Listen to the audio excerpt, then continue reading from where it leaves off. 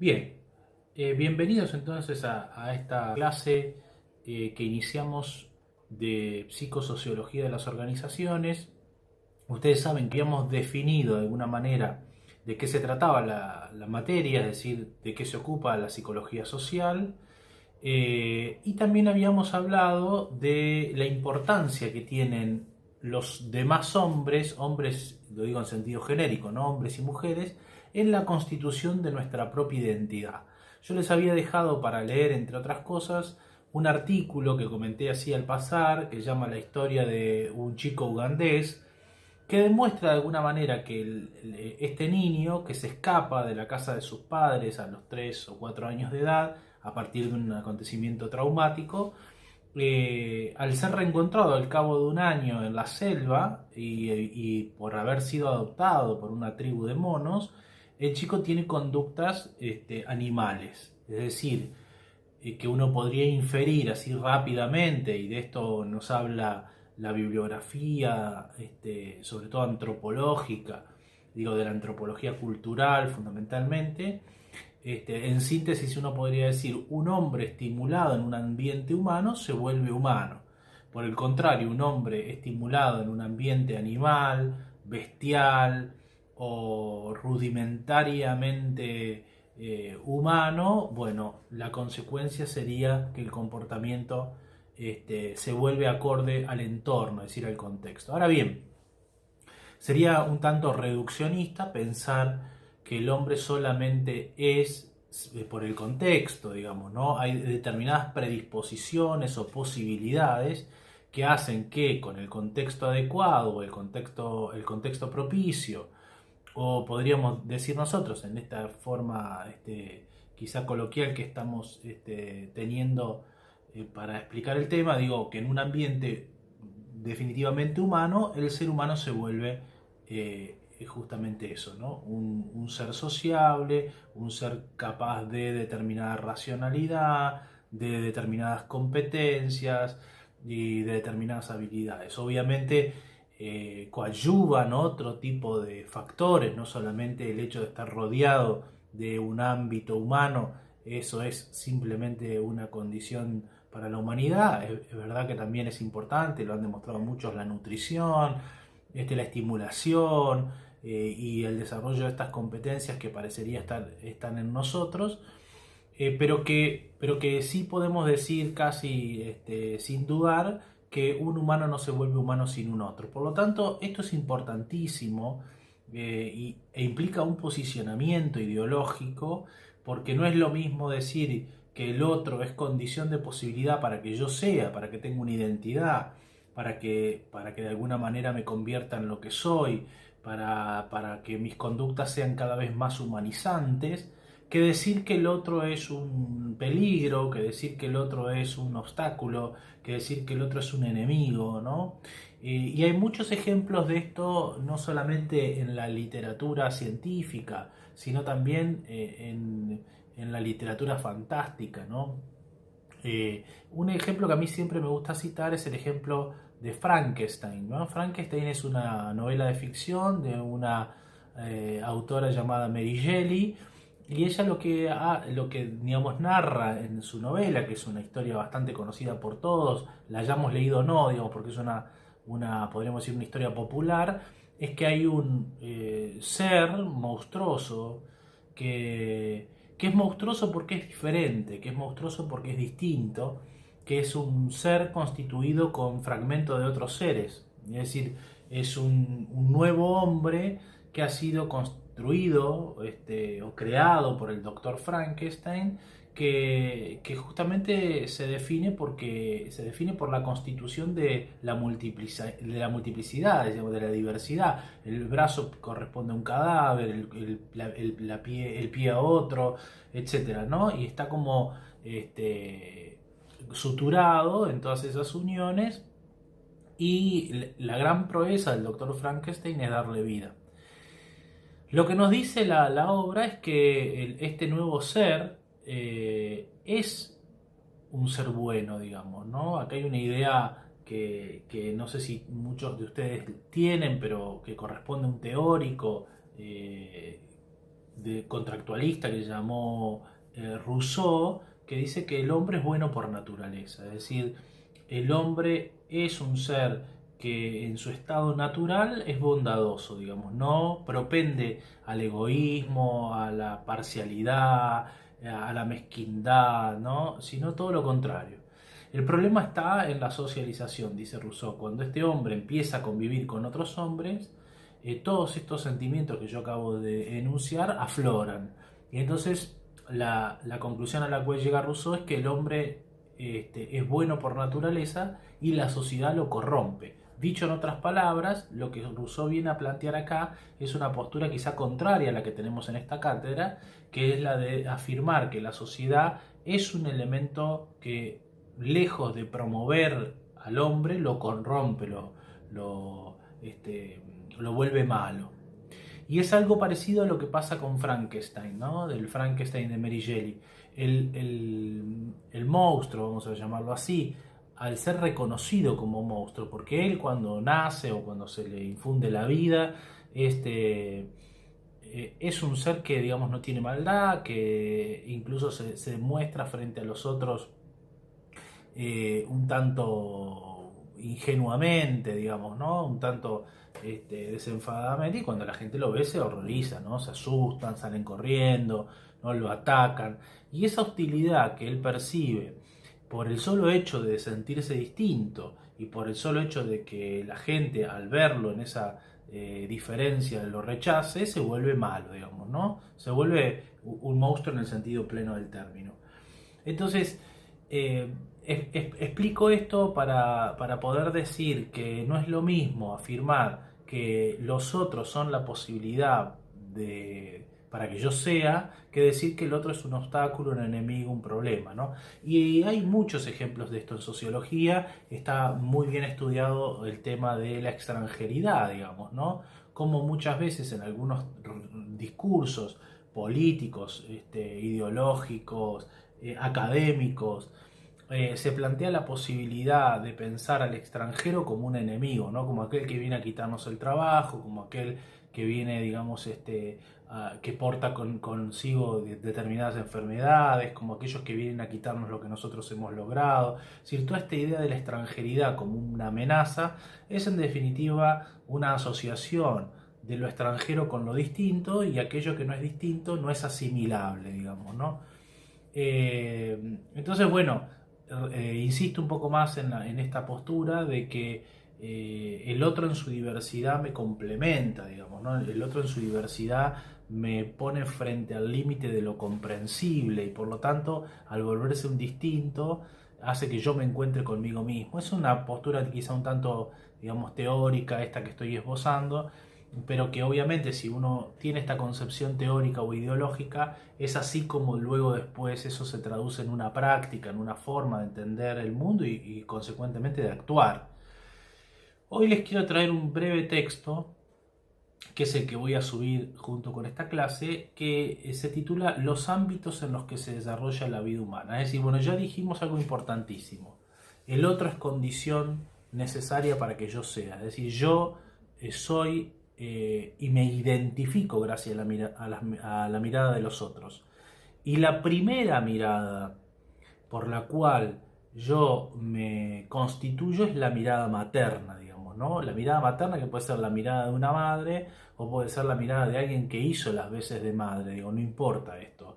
Lo que sí es, digo, esa primera mirada, que fue aquella mirada de consideración, por medio de la cual un niño recién nacido se encuentra con ese otro ser, digamos, ¿no? Hay un reconocimiento mutuo, y ese primer reconocimiento es la condición que hace que uno pueda ir ampliando esta idea a todos los ámbitos de la vida y a todas las etapas de la vida. Es analizable desde muchos puntos de vista. Uno podría pensar, bueno, ¿qué le pasa a ese niño cuando empieza a crecer y sale del hogar, digamos, ¿no? Del hogar familiar, y hoy se encuentra con lo que llamamos, lo que luego vamos a ver, se llama socialización secundaria? Bueno, se repite de alguna manera esa forma. Digamos, el niño que no es considerado por los otros niños es un niño que se siente sojuzgado, apartado, un niño que se siente no considerado, ¿no? ¿Cuántas veces los niños sufren por no ser incluidos en los grupos de juego, por ejemplo? O cuántas veces los niños hacen un montón de cosas para que su maestra o su maestro no los mire, los reconozca, ¿no? Esa forma de reconocimiento no es simplemente una forma de buscar la mirada, o de cierto protagonismo respecto al otro referente, al otro adulto en este caso, sino que es una mirada que de alguna manera lo constituye, es una mirada que lo hace ser alumno, pero que además hace que su trabajo tenga un valor y tenga un sentido, y que ese trabajo en definitiva no sea en vano, que hay alguien más, ¿no? que lo está valorando. Este, y también uno necesita esa mirada constitutiva en la pareja y en alguien a quien amar, en los hijos, ¿no? En la trascendencia que uno espera a partir de la paternidad, ¿no? En el ejercicio de la paternidad, etcétera. Digamos, somos seres que estamos implicados unos con otros. Obviamente hay distintos tipos de relaciones, eso también lo vamos a ver más adelante, y relaciones que son relaciones que uno podría decir determinantes, y hay relaciones que son efímeras, hay relaciones que son débiles. La relación que yo puedo tener, que es lo que decía la vez pasada en el ejemplo de la clase anterior, con la chica que despacha cosas en el kiosco o en la despensa, no es el mismo vínculo que tengo con mi pareja, eso está claro. Y vamos a ver que un vínculo que ambos vínculos son necesarios, pero que uno tiene, digamos, implicancias más profundas. Entonces, estos tres ámbitos en los que se desarrolla la vida humana son tres ámbitos que yo voy a definir en el transcurso de esta clase, pero que no necesariamente tienen que ser tomados así a pie juntillas, porque hay distintas formas de pensar lo íntimo, lo privado, ¿no? Pero vamos a establecer una definición por estipulación, es decir, vamos a definir para nosotros lo que significa el ámbito de lo íntimo, el ámbito de lo privado y el ámbito de lo público. Y ahí hay una pequeña diferencia que ustedes, si tienen el texto delante, la van a poder advertir fácilmente, es que a veces parece que lo íntimo y lo privado son lo mismo, digamos, ¿no? Y acá hacemos una pequeña distinción, porque lo íntimo es ese espacio en el que yo estoy conmigo mismo, digamos, ¿no? Es ese ámbito que no puede ser vulnerado por nadie. Es ese espacio tan personal, tan profundo, del que no participa nadie, por más que sea muy querido, digamos, ¿no? Y tiene que ver con nuestro ámbito secreto, lo que no significa que el secreto sea prohibido, digamos, ¿no? A veces uno tiene pensamientos que son secretos y está muy bien que así sea, tiene sensaciones que son secretas, tiene recuerdos que son secretos, y esos secretos no necesariamente tienen que ser prohibidos, digamos, ¿no? A veces son tan íntimos que son inexplicables y que por más que uno los comparta, digamos, el otro no va a poder llegar a comprender, a vislumbrar, o porque simplemente deseamos no compartirlo, digamos, ¿no? Y yo recuerdo, inevitablemente, cada vez que explico esto, un hermoso texto que siempre lo recomiendo porque me parece que fue uno de los textos que más me impactó en mi adolescencia, que se llama El hombre en busca de sentido. Es un texto de Viktor Frankl, que fue un psiquiatra capturado por el régimen nazi. Fue capturado él y su familia. Él es mandado a un campo de concentración para hombres, como se hacía, digamos, en ese momento, y su mujer, y creo que era una hija, no recuerdo bien, creo que era una hija, fueron destinados al campo de mujeres. Lo cierto es que él en ese campo, al ser médico, digamos, trabajaba como médico, pero digamos, al mismo tiempo vivía los padecimientos que vivían todos y también estaba destinado a los trabajos forzados. Y él explicaba cómo la gente no podía vivir sin un sentido de vida, digamos, ¿no? De eso él luego hace una teoría y escribe este libro que forma parte de su experiencia personal, privada, y que la va a compartir con el mundo, ¿no? Y dice que esos sentidos de vida pueden ser distintos y diferentes en cada caso, pero que el sentido de vida que los motivaba a seguir adelante, a la mayoría de los reclusos, era el hecho de poder encontrarse con sus familias en las fiestas. las fiestas de Navidad y de Año Nuevo, ¿no? Conforme iba avanzando el tiempo y se acercaban esas fiestas, cuando ellos veían que no se concretaba el encuentro o se enteraban definitivamente que sus familiares habían muerto, su mujer, sus hijos habían muerto en el campo vecino, algunos, dice él, se dejaban morir por inanición, es decir, dejaban de comer. Y otros simplemente dejaban de hacer los trabajos y los mataban a golpes, o simplemente corrían, dice, hacia las cercas electrificadas del campo y se tiraban, ¿no?, encima de los alambrados electrificados. Entonces, Viktor Frankl dice algo que para mí, digamos, fue impactante. Lo primero es lo que les acabo de decir, que un hombre sin sentido de vida no puede vivir, digamos, ¿no? Que nosotros nos apoyamos en distintos tipos de sentidos, pero que en definitiva necesitamos por lo menos uno para poder seguir adelante. Y la segunda cuestión es que, dice Viktor Frankl, en un campo de exterminio, donde no hay libertad para nada, digamos, libertad para hablar, libertad para actuar, ¿no? Estamos sometidos a lo que nos exigen, ¿no? Hay una última libertad, dice él, que se le reserva a cada sujeto. Es una libertad íntima. Y entonces yo, cuando leí eso, dije, ¿qué libertad? ¿Qué libertad se puede tener en esas condiciones de detención? Y él agrega, la libertad de elegir vivir o morir. Bueno, hay una última decisión que queda reservada al ámbito íntimo de cada ser humano, y es la decisión de seguir viviendo o de dejarse morir, ¿no? A mí me pareció maravilloso y me sigue pareciendo maravilloso hoy, digo, porque a veces frente a determinadas situaciones que parece que no nos dejan escapatoria, que no nos dejan salida, siempre hay una ultimísima, digamos, decisión, que es la de decidir cómo actuar frente a eso, ¿no? Entonces, eso corresponde al ámbito de lo íntimo y nadie nos puede arrebatar eso. Nadie nos puede arrebatar eso, nadie nos puede arrebatar nuestra dignidad, que es como ese núcleo íntimo que está en cada uno de nosotros. El segundo ámbito de análisis es el ámbito de lo privado, ¿no? El ámbito de lo privado es ese espacio que dice el texto, compartimos con otra persona, con otras personas, exclusivamente con ellas, en términos permanentes, en términos transitorios, no importa, pero es eso que pasa en nuestra vida más cotidiana y que generalmente queda reservado ese ámbito.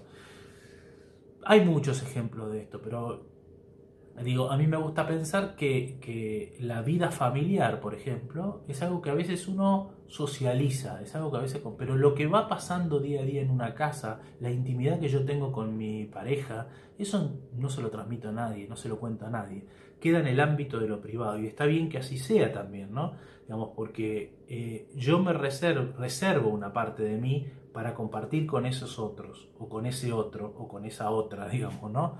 Pero no vivo de la misma manera, no actúo de la misma manera, no interactúo de la misma manera con otros fuera de ese ámbito privado, ¿no? Entonces este es el segundo ámbito.